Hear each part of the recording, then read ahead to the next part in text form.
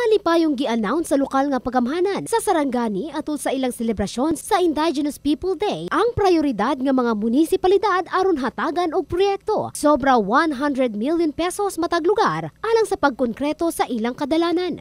Ikaltasan namo ang uban nga mga programa aron makapondo ta og counterpart nato para sa road opening. Mauni ang pulaton ninyo gikan sa World Bank, gikan sa munisipyo, gikan sa probinsya. Ibasa na po para maibawa ninyo. Mauni ang pulaton ninyo kay moabot gyud ni siya.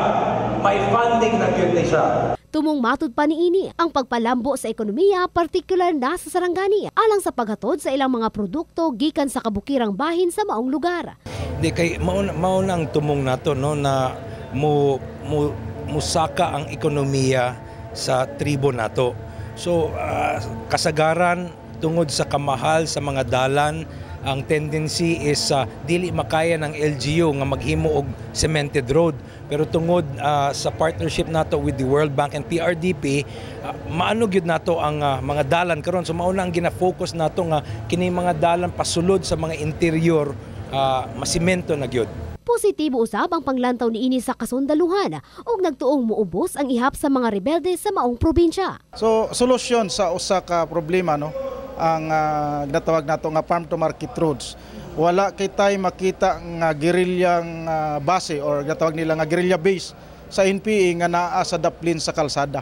Mao gani ginaingon nato nga insurgency ends when road construction begins. Kahibaluan nga atol usab sa ilang IP Day, nag-oath taking ang ilang labing unang IPMR kung diin dunay hangyo si Governor Steve Chong Bensulon nga iyang i-prioridad.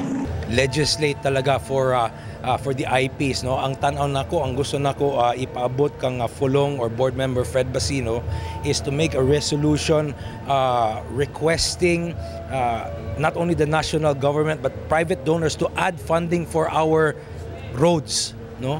FMRs talaga kasi gusto natin lahat ng mga tributary na dalan pasulod sa mga lisod nga lugar, at least mabutangan og dalan kay mao na ang susi sa ekonomiya no. So at least may income ang katribo nato. Faith Dandoy, Brigada News.